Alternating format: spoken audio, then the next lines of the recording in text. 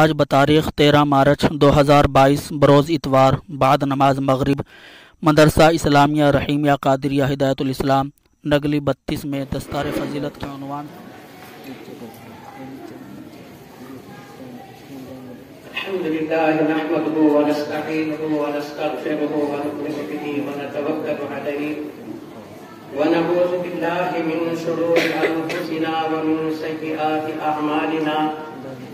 من يهده الله فلا مضل له ومن يضلل فلا هادي له ونشهد ان لا اله الا الله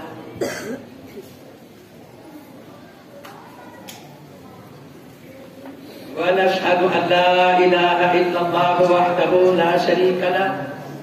ونشهد أن سيدنا ومولانا محمدا عبده ورسوله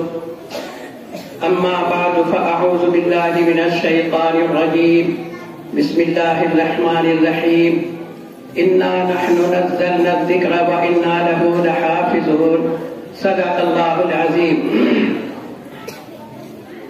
ابھی میرے کان میں اناؤنسر صاحب یہ کہہ کے گئے ہیں کہ 15 منٹ سے 16 منٹ نہیں ہونے چاہیے. اگر کسی تیز رفتار گھوڑے کو ایڑ لگائی جائے اور کمرہ بند رکھا جائے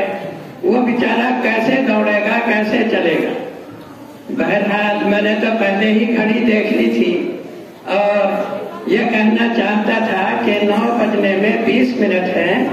اور میں 35 منٹ تک اپنی بات پوری کروں گا, لیکن اب انہوں نے 15 منٹ کہے ہیں تو انشاءاللہ 15 منٹ میں ہی اپنی بات ختم کر دوں گا. کوئی جملہ مقرر نہیں ہوگا, ذرا دھیان کے ساتھ سماعت فرمائیں. محترم حضرات, یہ مجلس بڑی مبارک مجلس ہے کہ جس میں کلام پاک پورا کرنے والوں کی دستار بندی ان قریب آپ کے سامنے ہونے والی ہے. اللہ رب العزت نے کلام پاک تو پوری انسانیت کے لیے نازل فرمایا. مثلاً ارشاد فرمایا 9ویں پارے کی آیت ہے پہلے آدھے کی, قُلْ يَا أَيُّهَا النَّاسُ إِنِّي رَسُولُ اللَّهِ إِلَيْكُمْ جَمِيعًا, کہ اے نبی صلی اللہ علیہ وسلم آپ کہہ دیجئے کہ میں تمام لوگوں کے لیے نبی بنا کر بھیجا گیا ہوں. اسی طرح 22ویں پارے کے اندر ارشاد فرمایا, نصف اول کے آخری رکوع کی آیت ہے وَمَا أَرْسَلْنَاكَ إِلَّا كَافَّةً لِلنَّاسِ, کہ اے نبی ہم نے آپ کو تمام انسانوں کے لیے نبی بنا کر بھیجا, خوشخبری دینے والا اور دوزخ سے ڈر سنانے والا بنا کر بھیجا. کلام پاک تمام انسانوں کے لیے ہدایت کا ذریعہ ہے,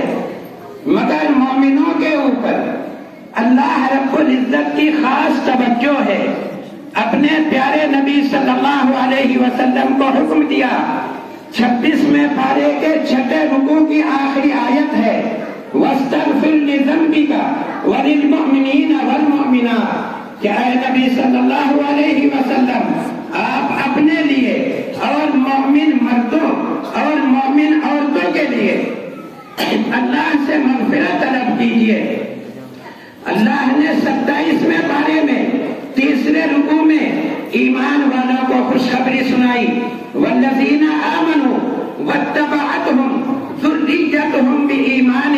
الحقنا بهم ذریتهم وما علتناهم من عملهم من شیء, کہ جو لوگ ایمان لائے اور ان کے بیوی بچوں نے ایمان کے ساتھ ان کا اتباع کیا تو ہم جنت میں ان کے بچوں کو, ان کی بیویوں کو ان کے ساتھ شامل کر دیں گے اور ان کے عمل سے کچھ کم نہیں کریں گے, اپنی رحمت سے ان کے ساتھ ان کو شامل کریں گے. اسی طرح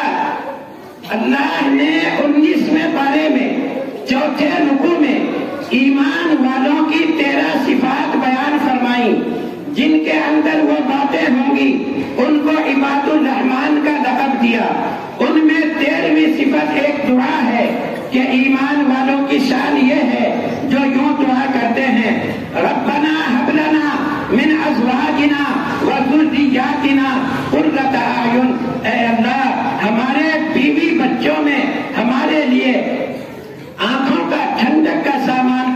فرما, ہمارے بیوی بچوں کو ہماری آنکھوں کی ٹھنڈک بنا. اسی طرح اللہ نے 26ویں پارے کے دوسرے رکوع میں ایمان والوں کی ایک دعا نقل فرمائی کہ ایمان والے اس طرح دعا کرتے ہیں, یعنی یوں دعا کرنی چاہیے, وَأَصْلِحْ لِي فِي ذُرِّيَّتِي, کہ اے اللہ میری اولاد کو نیک بنا. تو معلوم ہوا کہ اللہ ایمان والوں کو, ان کے ماں باپ کو, ان کی بیویوں کو اور ان کے بچوں کو جنت میں داخل کرنا چاہتے ہیں. 24ویں پارے کے اندر 6 رکوع کی آخری آیت میں اللہ نے فرشتوں کی ایک دعا ذکر فرمائی. فرشتے بھی وہ جو عرش کو اٹھانے والے مقرب فرشتے ہیں,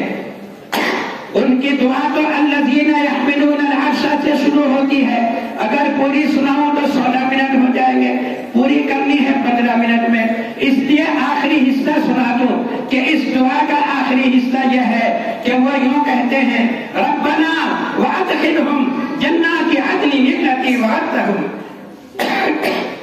اے اللہ ایمان والوں کو اس جنت میں داخل فرما جس کا آپ نے ان سے وعدہ فرمایا. ومن صلح من آبائہم, اور جو ان کے ماں باپ اور ان کی بیویاں اور ان کے بچے نیک ہیں ان کو بھی جنت میں داخل فرما. یاد رکھیے ایمان والوں کے اوپر اللہ کا یہ احسان ہے کہ اولاد سے ماں باپ کو اور ماں باپ سے اولاد کو فائدہ پہنچتا ہے. چنانچہ حدیث پاک کے اندر آتا ہے کہ ایک شخص قیامت کے دن اپنے بہت اونچے درجات دیکھ کر یوں کہے گا, اے اللہ میرے تو اتنے اونچے اعمال نہیں تھے, یہ درجات کیسے حاصل ہو گئے؟ تو اس کو اللہ کی طرف سے جواب ملے گا کہ تمہاری اولاد نے جو تمہارے لیے مغفرت کی دعائیں مانگی ہیں اور تمہیں ثواب پہنچایا ہے, اس کی برکت سے اللہ نے تمہیں ان درجات سے نوازا. اسی طرح اولاد کے لیے ماں باپ اس کو اچھا راستہ دکھلائے تاکہ وہ اچھے راستے کے اوپر چلے تو اس کا ثواب بھی ماں باپ کو پہنچے. چنانچہ حدیث پاک کے اندر آتا ہے کہ 3 کام ایسے ہیں کہ آدمی کے مرنے کے بعد ان کا ثواب ان کو ملتا رہتا ہے. تینوں سناؤ تو وہی 16 منٹ ہونے کا ڈر. بس آخری بات اس میں یہ ہے کہ اپنی اولاد کو اول انسان ہی یدعو لہ, کوئی آدمی نیک بنا کر جائے تو وہ اس کے لیے صدقہ جاریہ ہوگا, جو اس کے لیے دعائے خیر کرتا رہے گا کہ جب تک وہ دنیا کے اندر رہے گا تو اس کو اب پڑھے جو کچھ بھی پڑھے گا اس کے ماں باپ کو اس کا ثواب پہنچتا رہے گا. تو آج اگر ہم نے اپنے بچپن میں کسی وجہ سے نہیں پڑھا,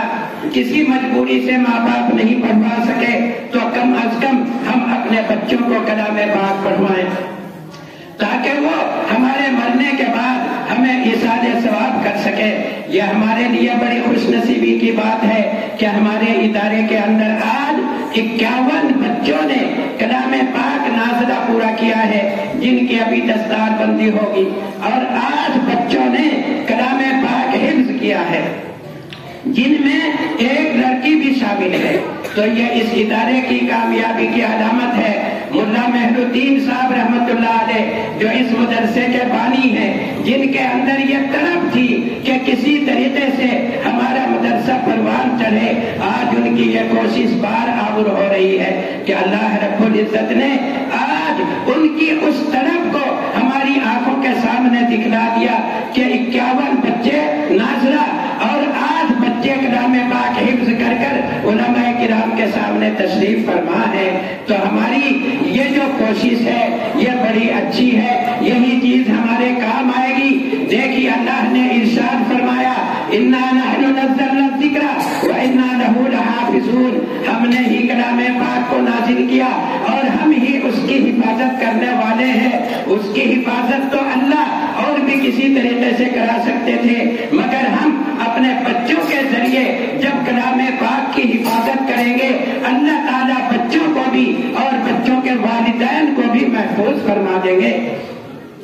یہ ہمارے اوپر اللہ کا انعام ہے کہ ہماری بستی کے اندر ادارہ موجود ہے، ورنہ ایسی بھی دنیا کی تاریخ میں مثالیں ملتی ہیں کہ کلام پاک پڑھنے پر زبردست روک لگائی گئی، مگر قرآن کے پڑھنے والوں نے اور اس کے چاہنے والوں نے پھر بھی کلام پاک کو پڑھ کر دکھلایا۔ چنانچہ روس کے اندر، جس کو دنیا رشیا کہتی ہے، 90 سال تک کلام پاک کے اوپر اتنی زبردست پابندی رہی کہ اگر کسی کے گھر سے کلام پاک کا ایک حرف بھی نکل گیا تو اس کو فوراً قتل کر دیا جائے گا، ساری مسجدوں میں تالا لگا دیا گیا۔ مگر وہاں بھی جب روس کے ٹکڑے ہوئے اور 7 ریاستیں اس کے اندر سے اسلامی نکلی تو پہلا جو رمضان آیا تو وہاں کے بادشاہ نے اعلان کیا کہ حافظ قرآن اپنی درخواستیں ہمارے پاس پہنچائیں، تو 15,000 درخواستیں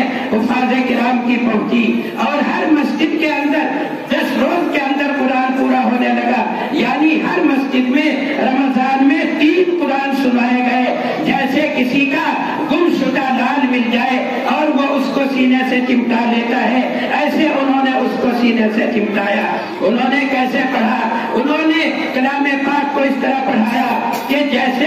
کوئی آدمی ٹیلر ماسٹر ہے، اس نے اپنا بچہ اس کے حوالے کیا کہ دیکھو بھائی، اس کو تم ٹیلر کا کام بھی سکھاؤ، ایک آدھ حرف قرآن کا بھی سکھاؤ، اس طرح یہ ٹیلر بھی بن جائے گا۔ حکومت کی نظر میں ٹیلر ماسٹر ہوگا اور ہماری نظر میں حافظ قرآن ہوگا۔ اس طرح انہوں نے کلام پاک کو حفظ کیا۔ تو آج آپ کلام پاک بچوں کو حفظ کرائیے، بچوں کو ناظرہ پڑھائیے، یہی چیز آپ کے کام آئے گی۔ ہمارے مفتی انصار صاحب نے ایک آیت آپ کے سامنے پڑھی تھی، اسی پر ذرا سا حاشیہ میں بھی چڑھا دوں۔ یا ایھا الناس قد جاءتکم موعظۃ من ربکم، اے لوگوں، تمہارے پاس تمہارے رب کی طرف سے نصیحت نامہ آ پہنچا، وشفاء لما فی الصدور، جو دلوں کے لیے بیماری بھی ہے، انسانوں